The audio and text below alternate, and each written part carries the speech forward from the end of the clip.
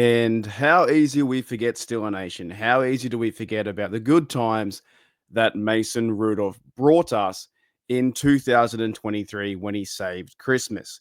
Steeler Nation, I don't know when exactly the roster's coming out. I think it's like Tuesday. I'm recording in the future. This might be coming up beforehand.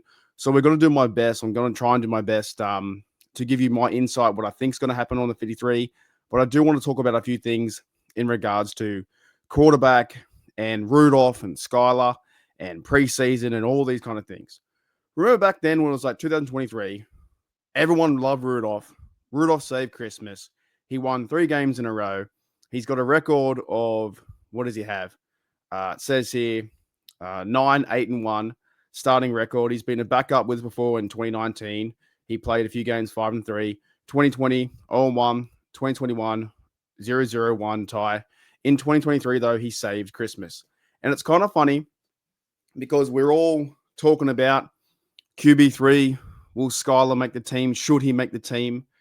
Talking about what's going to happen with Will Howard in terms of, his injury, and then do they put him on the IR report or something like that, or do they put him there at QB3? We're going to find it very soon. But going back to Rudolph, I don't think you can discredit him to take his job at QB2. I don't believe that's going to be the plan of the Pittsburgh Steelers going into 2025 and with Rodgers at QB1.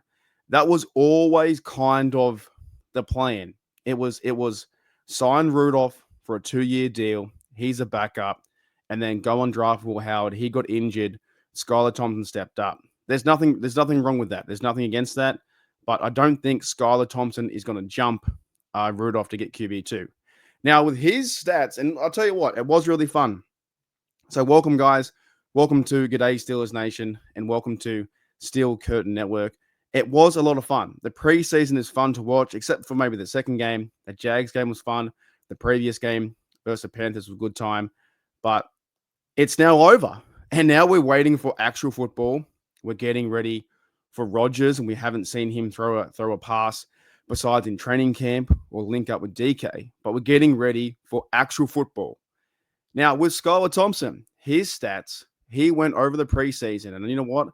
I thank goodness for AI, because I use AI now on the daily. I'm planning my holiday to go over to Dublin very soon.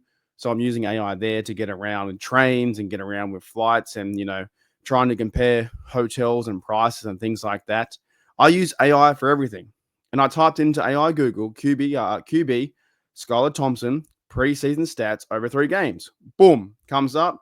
In 2025, he had 346 yards passing, 4 touchdowns, and 1 interception. And also that interception may not be his fault, because the other bloke, I think it was Lance McCutcheon, put his hands up like a volleyball, set the ball to the defensive player, and he ran away, for a big game. But that was Thompson's yards and touchdowns and interceptions. And Steeler Nation grabs all this because he did look good. That 50-yard pass to Scotty Miller over the middle was pretty fun to watch, right? But then you think, can he actually do it in game day? Can he do it in QB2 if, knock on wood, if Rodgers goes down, or can he back up behind, Rodgers and be number 2? I don't think it's going to pan out that way. I'm not even sure if he's going to make the roster. Could he make the practice squad? Maybe not. If you guys listen out there to Dave Schofield, who does numerous podcasts out there, he said many, many times the Steelers do not carry a 4th quarterback on the practice squad. But as a fan base, we sit back and go, Skylar Thompson played really well.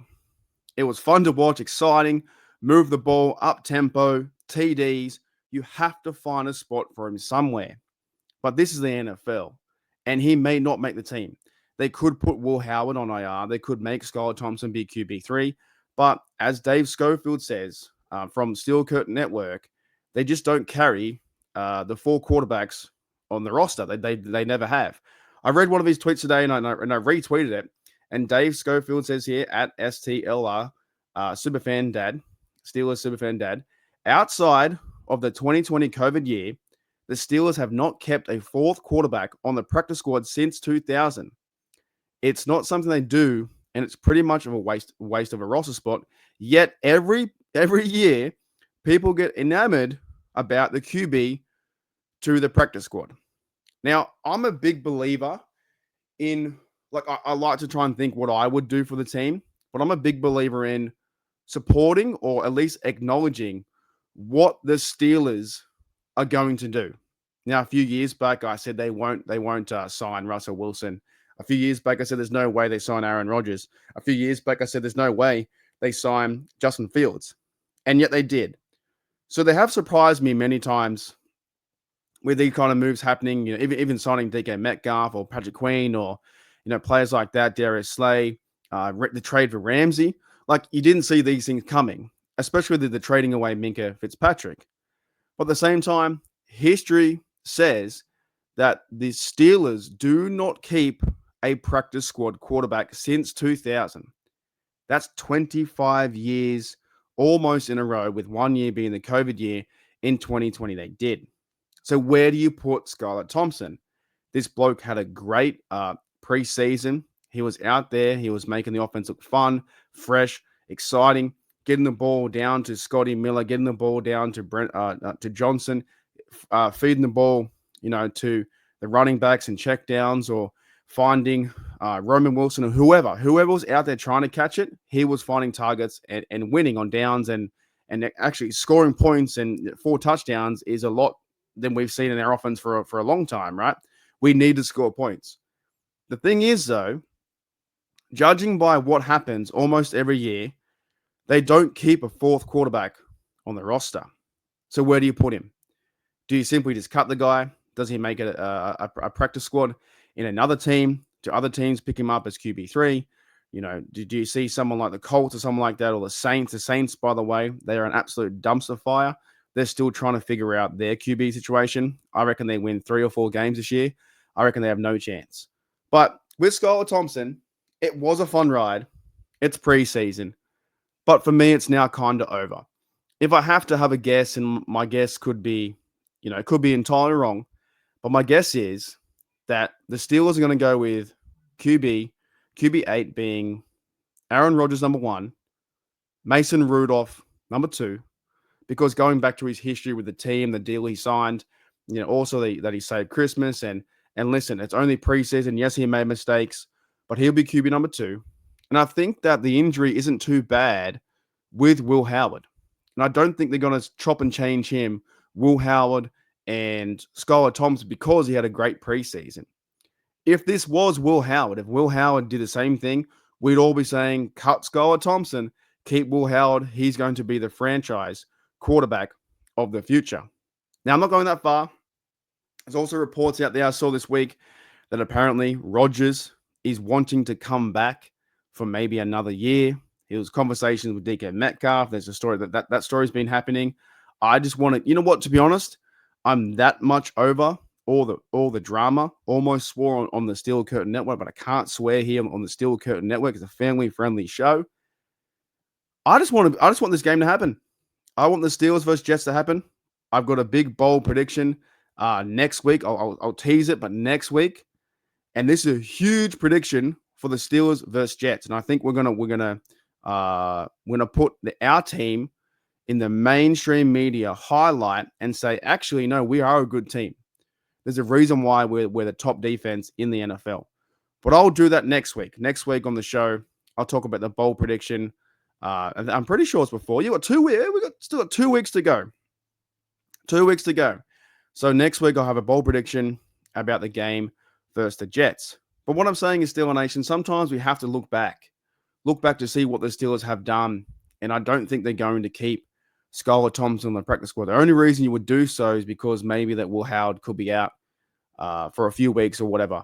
But I feel like it's going to be QB2 Mason Rudolph. Will Howard has a sore hand, and that gets better week after week. And then, unfortunately, they end up cutting Skylar Thompson. But it was a good ride, and I could be wrong.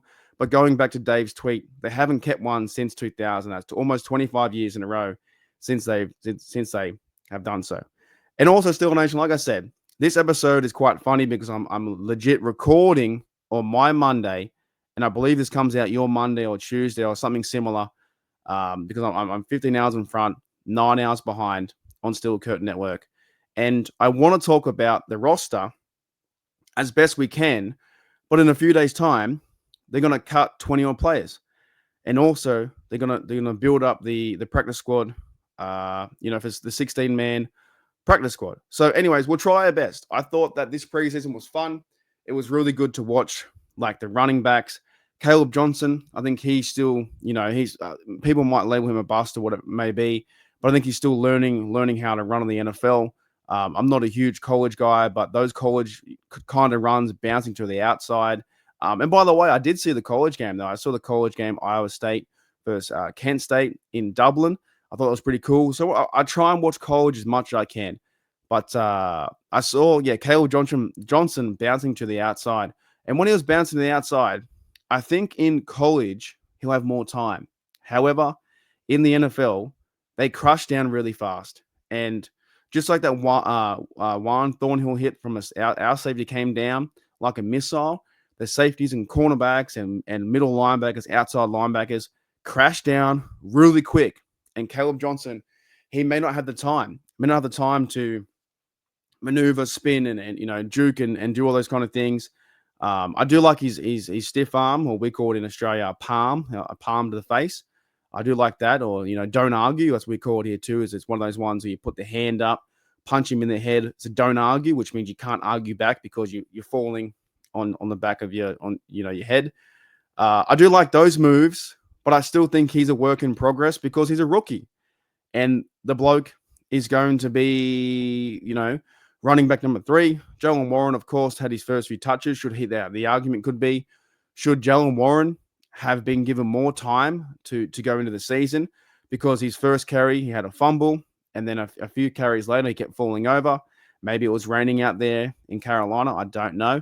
But I'm a huge Warren fan. I think he'll sort it out as the season comes, and I believe the offense will maybe start slow, but I don't think we need the offense to score a lot of points coming into week 1 and 2. I think we're going to rely very heavily on the defense. But Warren fell over. You saw a few carries from Kenny G. So the running back room was really exciting, really, at that 4th down spot. And now, as I talk about them, I know I'm going to hype them up. Trey Sermon and Lou Nichols, like, they played fantastic in preseason with some big runs, some good TDs, some good catches out of the backfield, running for 10, 15 yards. If I was going to choose one to make the roster over the other, I would choose Lou Nichols. I just like his burst. I like the way he runs. I like the way he hits. He runs a bit similar to Warren. He finds the hole, the gap, and shoots right through it, and he always tries to finish forward. With that being said, though, however, could be a big possibility that when I'm recording this, he doesn't make it or he goes to the practice squad. 100%. Will the Steelers carry 3 or 4? They'll carry 3 running backs, but will they carry 4 running backs? And what does the Steelers tight end room look like? Are they going to carry 4? Is it Freiermuth? Is it Darnell? You can't cut Darnell, even though some CBS articles want to cut Darnell. Not going to happen. Jonas Smith hasn't played it down yet, I don't believe. You can't cut him. He's making the team 110%. Jonas Smith's going to be absolutely on fire for this offense, and he could be receiver number 2. All right. Those are 3. And then does Connor Hayward make the team, being a fullbacks, teamer, /halfback, /tight end? His role is quite unique to the team as well. Although a lot of Steelers fans, I do think they want to cut him and get rid of him because maybe he's not the biggest playmaker on the team, but he does a lot of little things really good in terms of tackling as a teamer, fullback or halfback, and then, playing that tight end position right next to Darnell, or, getting loose and getting 5-10 yards for a first down. Connor Hayward can do that, right? That's his kind of role. All these things that are happening right now, it's very exciting coming up to the Jets game. And we do have the cut down day very soon happening. And like I said, the more I talk about the players that impress me in the preseason, I know I'll listen back to this and go, holy smokes, I talked that guy up, then he was cut. Same thing with Rock Taylor. I thought Rock Taylor had a chance maybe if the Steelers carry 6 receivers. Next minute, he's cut. If you've ever seen that famous, or the Simpsons episode with Homer Simpson, and he just goes through the whole team, hey, Wendell, you're cut, cut. Milhouse, you're cut. It's like that. But these are players' dreams. They're trying to make the team. They're doing their best to make the 53. But at the same time, I'm really happy with the preseason and how the team played and gave the young blokes and even some of the older guys more chances. I see Braden Fahoko on Twitter always talking about they had another chance to play the Steelers. Only they're a week, made a tackle, and he's now going into year 8 trying to find a practice squad or a team. These guys, at the end of the day, must be very hard coming up to cut down season, where for his fans, it's very easy. We just say, oh, he's cut. He was meant to be cut. Or this other guy, he should have made the team, and here's why. But at the end of the day, the Steelers have to make a big choice in trying to, I guess, sculpt the idea of the 2025 Steelers on offense and on defense. They have to do so, and cut down days is one of those parts until we get to the beginning of the season and things start to happen. I'm getting keen to see TJ Watt out there on his new contract and getting ready to pummel heads. Anyway, Steeler Nation, let's go for a quick little break. And after the break, what we might do is we might talk about that. We might talk about the Steelers' identity and a few players that I hope can make this team. But even when I speak it out there into existence, into podcast land, I know the minute I do so, talking about these players, they're probably cut. So, Steeler Nation, right after the break, I will be right back with some more Steelers talk on Steel Curtain Network. And we are back, Steeler Nation. Welcome back to Steelers Nation Australia. And also welcome back to G'day Steelers Nation on Steel Curtain Network. And just in breaking news, Steeler Nation, right now, as a fact, breaking news, Lou Nichols has been cut. Sadly, yes. But here's one player I do want to talk about because I just know he was one of my, I guess, like fan favorite players. The way he ran the ball, his physicality, he's running over people, he's churning the legs. Lou Nichols had a great preseason, right? Even though I use AI again, I type into AI. You guys out there, if you have a laptop, you have a phone, I suggest you do it. It's easy to get information and just gets information in a click, right? In 2025, Lou Nichols' preseason stats had carried the ball 9 times. That was tied 55, I guess, between all running backs in the NFL in the preseason. He had 73 yards on those carries. That was tied 14th. And he had 0 TDs, tied 50th. But he did set up a few big drives, and he had a few key moments in the third and fourth quarter, right? So with his 9 rushing attempts for 73 yards, he had 8.1 yards per carry. That's pretty good. That's not bad. Versus Jaguars, it was 6 carries for 31.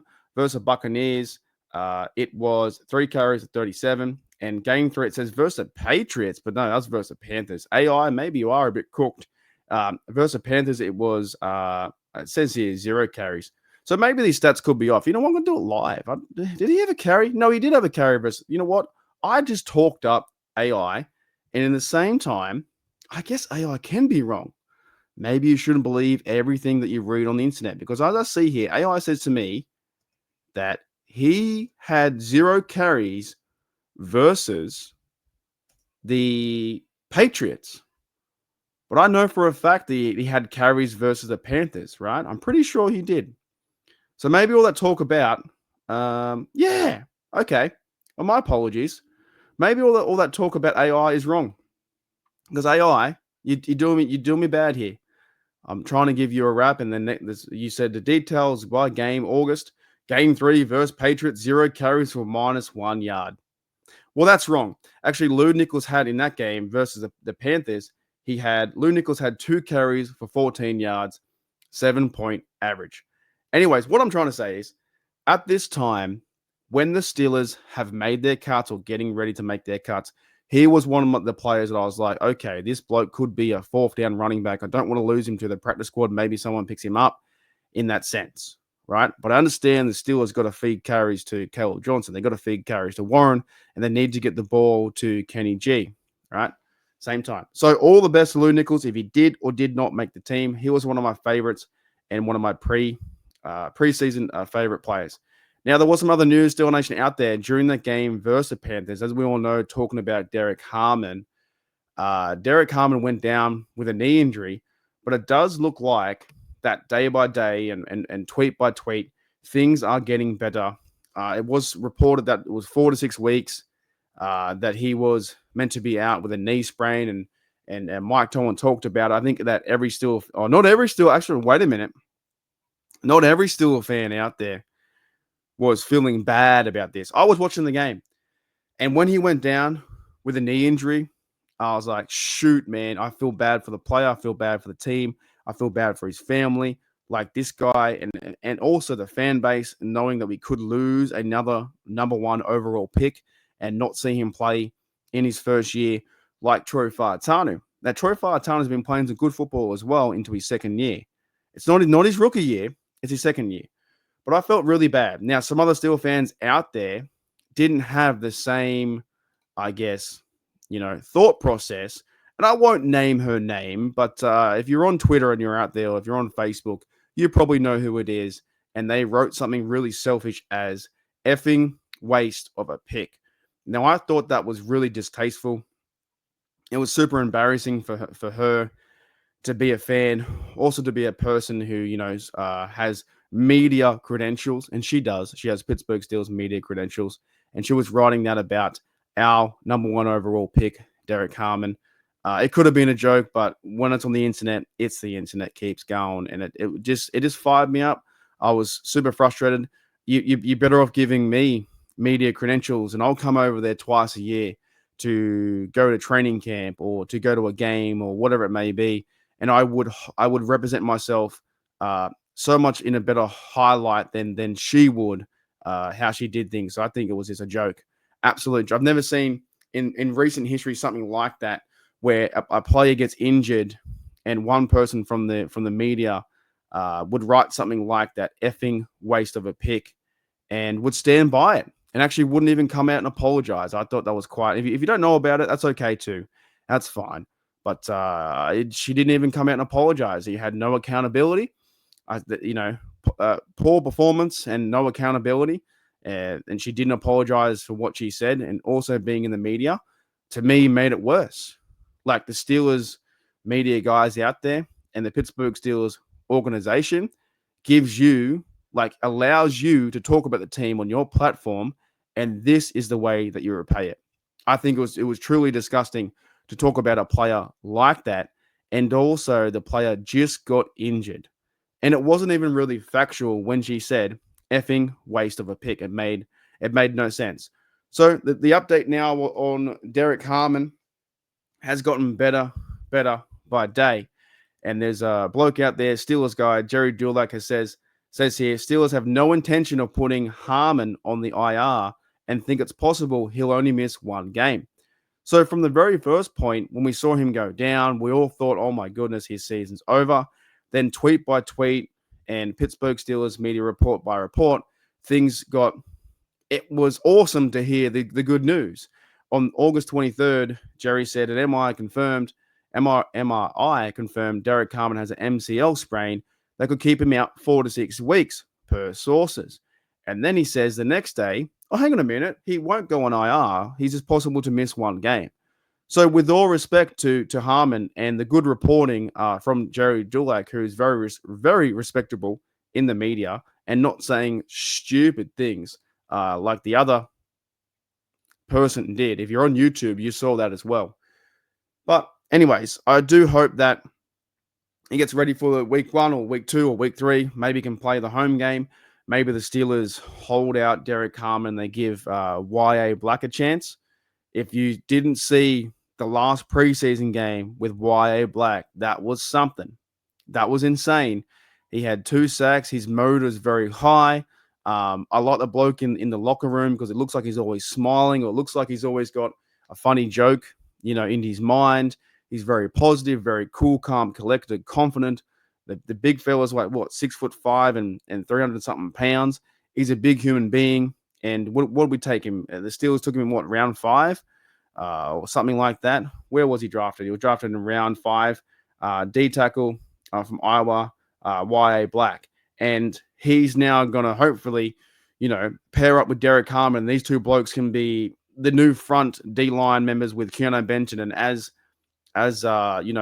Cameron Hayward goes into his career, retirement years, that they can take over. So that's a positive. Like when Derek Harmon went out, the positive was that YA Black went in there and absolutely tore things up, tore to shreds. So those are the good things, Steel Nation, coming out of the preseason game. That injury, we looked around and in all my live chat, I do the live chat here too as well on Steel Nation Australia on YouTube. And as we're doing that, everyone's like, "Oh my goodness, what's going to happen?" There's no way I don't want to see a first round pick go out again. We want him to be a Steeler. We want him to, versus Jets or versus Seahawks or do whatever. So it's good news. It's very good news. The Steelers Derek Harmon is that injury isn't super serious. It's just an injury that he can hopefully overcome or get better 2 weeks before we verse the Jets. And by the way, like I said, bold prediction, we are going to absolutely kill them. I'll say it next week, but my bold prediction includes my defense. And we are going to smash the living daylights out of them. I'm not too scared of Justin Fields. Yes, he played okay for us, but I feel like our outside linebackers will have a plan. Our middle linebackers in Wilson and Queen and backup middle linebacker. Shout out to Cole Holcomb coming back from his injury. I think he played fantastic in the preseason, very physical, hitting people hard. I think he's made a name for himself, and he's going to make the team. He's going to be someone that we can count on in terms of rotation or depth at that third middle linebacker spot. And remember, he played too. Cole Holcomb played for us. He played for us in the first few weeks. He was starting on the team, and then he got injured. It was a really horrific injury, and he's back now after a year and a half from training, and he's running around like it never happened. So it's a good story for him to get another shot and be a part of this defense that I believe is going to smash the Jets. Now, Steel Nation, to end the episode and wind down into the last 4 or 5 minutes, I have to talk about the punting position. The punting position this year has been exceptional. If you go out there and watch Collis Waitman, who's a left-legged punter, put spin on the ball, the players don't want to catch it. It bounces like 10 5 yards or whatever it may be. Next minute, when he tries to catch it, you make a fumble. I like that. I like that coaching style, the way how he punts that ball. Now, Cameron Johnson can do the same thing too. He can put a knuckle spin to it as well, and he's trying to fight for the team. But I legit don't know. Come cut down day or roster day with 53-man roster, I don't know who the Steelers are going to choose. I feel like if I had to hedge a bet and I put like my maybe 51% of my money or 60% of my money, I would say Cameron Johnson gets the deal because he was meant to be the punter and Collis Waitman was just filling in for the year, and it was meant to be his job because he signed that 3-year contract and he can still hit the ball. Same time though, Collis Waitman is one heck of a punter. So this has been one thing in camp that we've all been watching. When the Steelers go 3 and out, it doesn't matter too much. Well, it does a little bit, but it doesn't matter too much because we get to see the punter. And you got an all-pro in Cameron Johnson. He had a really horrific injuries too to his leg and in his plant leg. It went backwards. It was pretty gruesome. And he's come back from that all guns blazing. And then on the other side, you've got Collis Waitman, who filled in and did quite well in 2024 punting the football and did very well with hang time and yardage going down the field, booming kicks, 60 yards. So still a nation. I don't know, recording this 1 day before cut down day or 2 days before cut down day, I don't know who they're going to choose, but I feel like they're going to choose Cameron Johnston. But I wouldn't be upset if they, trade Johnson to another team. We get back a pick and they play the season with Collis Waitman. It could be a possibility. I have no idea. Anyway, Steel Nation, thank you for listening to G'day Steelers Nation on the Steel Curtain Network and also listening to Steelers Nation Australia on YouTube. If you do want to check me out, just write in Steelers Nation Australia. I should come up. Check out the subs. I do live podcasts like this one.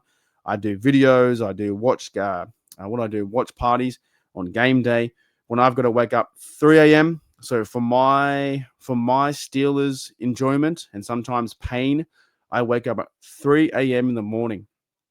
I'm waking up. You guys wake up, have a coffee, have some lunch, eat some wings, order some pizza and get that blue ranch dressing or whatever you guys get and down a few beers or a lot of Coca-Cola, and you watch the game at 1 p.m.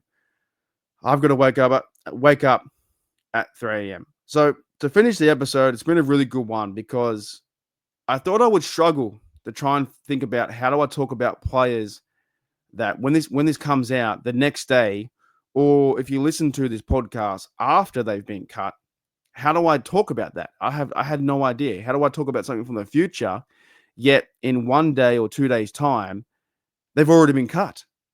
So hopefully I did it well enough in terms of giving credit to Lou Nichols, who was one of my favorite ones there. There was a punting battle with the two punters, the Aussie and the American bloke in Corliss Waitman. And there was the comeback of Troy Faatanu playing on the line. I thought the O-line did pretty well in pass protection this preseason. There was Cole Holcomb coming back too as well. There were some good storylines. And I guess Scotty Miller, receiver number 2, Calvin Austin, receiver number 2. But it's probably going to be Jonas Smith, receiver number 2, or pass catcher number 2. We're going to be talking about that until someone steps up. And unless you just have DK Metcalf, you don't need a receiver number 2 when you've got a really, really, really strong receiver number 1. Like DK Metcalf is hands down 10 times better than George Pickens. Like he's going to absolutely light this defense up, this Jets defense up too, and he's going to have a great year. So anyway, Steel Nation, we'll wait and find out to see what happens in terms of who makes the 53. I have absolutely no idea, but I can't wait. Thanks, Steel Nation, for checking out Steel Nation Australia and also checking out the Steel Curtain Network.